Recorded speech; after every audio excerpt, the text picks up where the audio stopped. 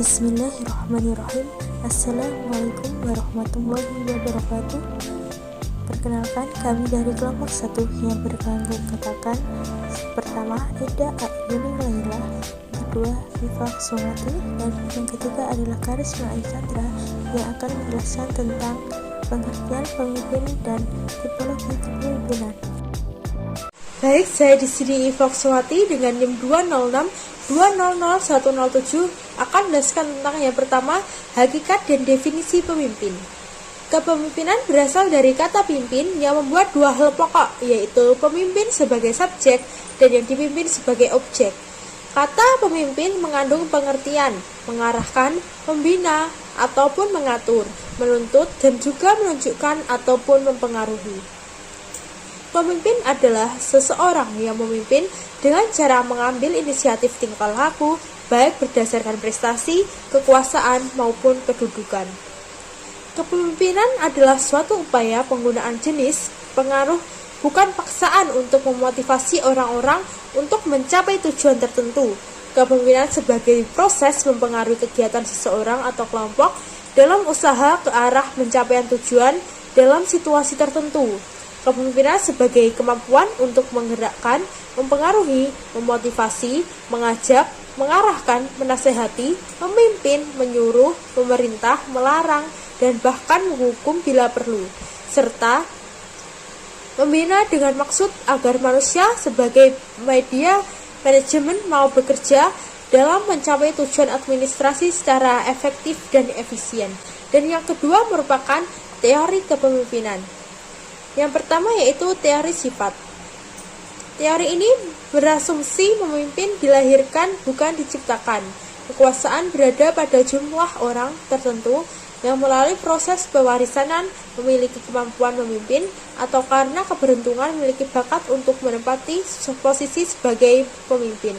Dan yang kedua merupakan teori perilaku. Di dalam teori perilaku, kepemimpinan merupakan perilaku seseorang individu ketika melakukan kegiatan pengarahan suatu kelompok ke arah pencapaian tujuan. Yang ketiga yaitu teori kontingensi. Teori kontingensi berasumsi bahwa berbagai pola perilaku pemimpin atau dibutuhkan dalam berbagai situasi bagi efektivitas kepemimpinan. Yang keempat yaitu teori situasional. Teori ini tidak melihat kepemimpinan dari sudut pandang yang bersifat psikologis dan sosiologis, tapi juga berdasarkan ekonomi dan politik. Adapun pendapat lain tentang tiga teori kepemimpinan ditinjau dari sejarah perkembangannya. Yang pertama, konsep yang menganggap bahwa kepemimpinan merupakan kemampuan yang berupa sifat-sifat yang dibawa sejak lahir yang ada dalam diri seorang pemimpin. Yang kedua, konsep yang lebih modern, yaitu konsep yang memandang bahwa kepemimpinan sebagai fungsi kelompok yang sukses. Tidaknya suatu organisasi tidak hanya dipengaruhi oleh kemampuan atau sifat-sifat yang ada pada seseorang, namun lebih mengutamakan sifat-sifat maupun ciri-ciri kelompok yang dipengaruhinya. Yang ketiga, konsep yang lebih maju lagi, yaitu konsep yang tidak hanya didasari oleh pandangan psikologis dan sosiologis, namun juga atas konsep ekonomis dan politik. Yang ketiga yaitu tipologi kepemimpinan. Terdapat 5 tipe kepemimpinan. Yang pertama yaitu tipe autokratis. Tipe ini menganggap bahwa organisasi sebagai pemilik pribadi, mengidentikan tujuan pribadi dengan tujuan organisasi, menganggap bahwa sebagai alat semata-mata, tidak mau menerima kritik, saran, dan pendapat. Yang kedua yaitu tipe militeristis. Dalam menggerakkan bawahan, sistem pemerintah yang lebih sering dipergunakan, senang dengan formalitas yang lebih-lebihan, menuntut disiplin yang tinggi dan kaku dari bawahan atau sukar menerima. Yang ketiga yaitu tipe paternalistis. Tipe ini menganggap bahwa bawahannya sebagai manusia yang tidak dewasa, jarang memberikan kesempatan untuk mengambil inisiatif untuk mengembangkan daya kreasi dan fantastisnya, dan sering bersikap maha tahu. Dan yang keempat yaitu tipe karismatik. Pemimpin yang demikian mempunyai daya tarik yang amat besar dan karena pada umumnya mempunyai pengikut yang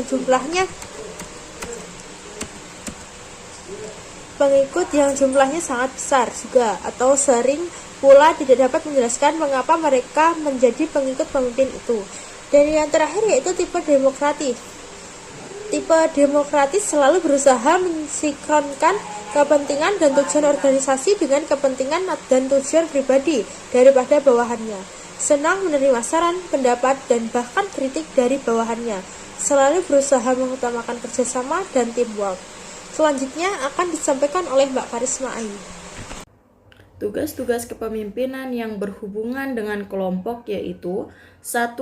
Memulai, 2. Mengatur, 3. Memberitahu, yang keempat mendukung, yang kelima menilai, yang keenam menyimpulkan. Tugas-tugas pokok seorang pemimpin yaitu melaksanakan fungsi-fungsi manajemen seperti merencanakan, mengorganisasikan, menggerakkan, dan mengevaluasi. Secara umum, tugas-tugas pokok pemimpin yaitu 1. Melaksanakan fungsi manajerial, yaitu berupa kegiatan pokok meliputi penyusunan perencanaan, penyusunan organisasi, pengarahan organisasi, mengendalikan penilaian. Yang ketiga, pelaporan. Lalu yang kedua yaitu mendorong motivasi bahwa untuk bekerja dengan niat dan tekun. Yang ketiga, membina bawahan agar dapat memikul tanggung jawab tugas masing-masing secara baik. Yang keempat yaitu membina bawahan agar dapat bekerja secara efektif dan efisien. Yang kelima yaitu menciptakan iklim kerja yang baik dan harmonis. Yang keenam yaitu menyusun fungsi manajemen secara baik. Yang ketujuh yaitu menjadi penggerak yang baik dan dapat menjadi sumber kreativitas. Yang kedelapan menjadi wakil dalam membina hubungan dengan pihak luar. Selanjutnya, fungsi kepemimpinan. Fungsi kepemimpinan memiliki dua dimensi, yaitu dimensi yang berkenaan dengan tingkat kemampuan mengarahkan, direction, dalam tindakan atau aktivitas pemimpin. Yang kedua yaitu dimensi yang berkenaan dengan tingkat dukungan atau support atau ketertiban orang-orang yang dipimpin dalam melaksanakan tugas-tugas pokok kelompok ataupun organisasi. Secara operasional, fungsi kepemimpinan dapat dibedakan menjadi 5 fungsi, yaitu 1. Instruksi. Fungsi ini bersifat komunikasi antara satu arah. Pemimpin sebagai komunikator merupakan pihak yang menentukan apa, bagaimana, bila mana, dan di mana pemerintah itu dikerjakan agar keputusan dapat dilaksanakan dengan efektif. Yang kedua yaitu fungsi konsultasi. Fungsi ini bersifat komunikasi dua arah. Pada tahap pertama, dalam usaha menetapkan keputusan, pemimpin kerap kali memerlukan bahan timbangan yang mengharuskannya berkonsultasi dengan orang-orang yang dipimpinnya, yang dinilai mempunyai bahan informasi yang diperlukan dalam menentukan atau menetapkan keputusan. Tahap berikutnya yaitu konsultasi dari pimpinan orang-orang yang dipimpin dapat dilakukan setelah keputusan ditetapkan dan sedang dalam pelaksanaan. Konsultasi tersebut dimaksud untuk memperoleh masukan berupa umpan balik atau feedback untuk memperbaiki dan menyempurnakan keputusan-keputusan yang telah diterapkan dan dilaksanakan. Yang ketiga yaitu fungsi partisipasi. Dalam menjalankan fungsi ini, pemimpin berusaha mengaktifkan orang-orang yang dipimpinnya, baik dalam keikutsertaan, mengambil keputusan maupun dalam melaksanakannya. Yang keempat yaitu fungsi delegasi. Fungsi ini dilaksanakan dengan memberikan pelimpahan wewenang, menetapkan keputusan baik melalui persetujuan maupun tanpa persetujuan dari pimpinan. Yang kelima yaitu fungsi pengendalian. Fungsi ini bermaksud bahwa kepemimpinan yang sukses atau efektif mampu mengatur aktivitas anggotanya serta secara terarah dan dalam koordinasi yang efektif sehingga memungkinkan tercapainya tujuan bersama secara maksimal. Fungsi kepemimpinan menurut dua dimensi, yaitu satu, dimensi yang berhubungan dengan tingkat kemampuan mengarahkan dalam tingkat tindakan atau aktivitas pemimpin yang terlihat pada tanggapan orang-orang yang dipimpinnya. Dimensi yang kedua yaitu yang berkenaan dengan tingkat dukungan atau keterlibatan orang-orang yang dipimpin dalam melaksanakan tugas-tugas pokok kelompok ataupun organisasi yang dijabarkan dan diimplementasikan melalui keputusan-keputusan dan kebijakan pemimpin. Fungsi pokok pemimpin yaitu satu, memberikan kerangka pokok yang jelas yang dapat dijadikan pegangan oleh anggotanya. Yang kedua, mengawasi, mengendalikan, dan menyalurkan perilaku anggota yang dipimpin. Yang ketiga, bertindak sebagai wakil kelompok dalam berhubungan dengan dunia luar. Fungsi kepemimpinan itu pada pokoknya adalah menjalankan wewenang kepemimpinan, yaitu menyediakan suatu sistem komunikasi, memelihara kesediaan bekerja sama dan menjalin kelancaran serta keutuhan organisasi atau perusahaan. Fungsi-fungsi kepemimpinan meliputi kegiatan atau tindakan sebagai berikut. 1. Pengambilan keputusan. Yang kedua, pengembangan imajinasi. Yang ketiga, pendelegasian wewenang kepada bawahan. Yang keempat, pengembangan kesetiaan para bawahan. Yang kelima yaitu pemrakarsaan, penggiatan, dan pengendalian rencana-rencana. Yang keenam, pemanfaatan sumber daya manusia dan sumber-sumber lainnya. Yang ketujuh yaitu pelaksanaan keputusan dan pemberian dorongan kepada para pelaksana.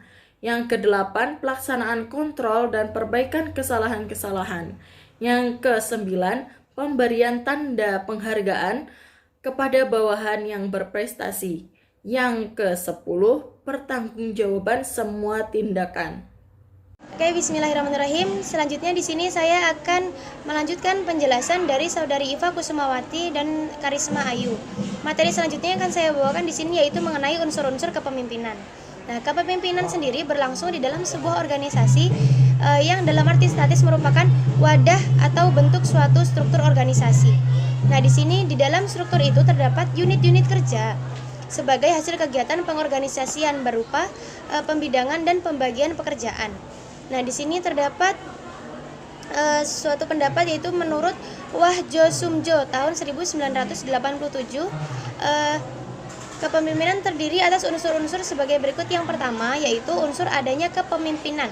Jadi pemimpin itu sendiri adalah unsur utama kepemimpinan yang akan menjadi pendorong atau yang mempengaruhi seseorang sehingga tercipta hubungan kerja yang serasi dan menguntungkan untuk melakukan aktivitas-aktivitas tertentu untuk mencapai suatu tujuan. Kemudian yang kedua yaitu adanya pengikut. Nah, di sini unsur kedua kepemimpinan adalah adanya pengikut, yaitu seorang atau sekelompok yang mendapat dorongan atau pengaruh sehingga bersedia. Sehingga bersedia atau dapat melakukan beberapa aktivitas tertentu untuk mencapai tujuan yang telah disepakati secara bersama. Kemudian selanjutnya yaitu adanya sifat ataupun perilaku. Nah, di sini kepemimpinan adalah adanya sifat atau perilaku tertentu yang dimiliki oleh seorang pemimpin yang dapat dimanfaatkan untuk mendorong ataupun mempengaruhi seseorang atau sekelompok. Nah, di sini yang terakhir yaitu adanya situasi atau kondisi tertentu. Nah, adanya situasi dan kondisi tertentu yang memungkinkan terlaksananya kepemimpinan. Nah, situasi atau kondisi yang dimaksud dibedakan atas dua macam. Yang pertama yaitu situasi dan kondisi internal organisasi, dan yang kedua yaitu kondisi eksternal organisasi, yakni lingkungan secara keseluruhan. Nah, kemudian di sini unsur-unsur yang ada dalam kepemimpinan antara lain adalah pemimpin, pengikut atau anggota, kemudian situasi dan kondisi di mana berlangsungnya suatu proses kepemimpinan tersebut. Nah, di sini menurut Owens tahun 1995 menyatakan bahwa ada dua hal penting dalam kepemimpinan. Yang pertama yaitu kepemimpinan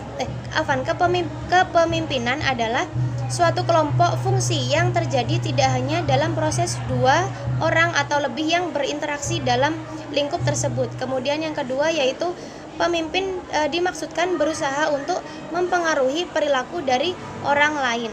Nah, pemimpin dalam organisasi adalah orang yang diserahkan tugas dan tanggung jawab untuk memimpin organisasi. Pemimpin memiliki kemampuan merancang suatu strategi atau mengkoordinasi sumber daya, baik sumber daya manusia maupun sumber daya yang ada, dengan bersikap kooperatif untuk memperlancar pekerjaan dalam mencapai tujuan. Mungkin cukup sekian materi yang dapat saya sampaikan. Kurang lebihnya mohon maaf. Kami dari kelompok 1 izin undur diri. Billahi taufiq wal hidayah wal akhir. Wassalamualaikum warahmatullahi wabarakatuh.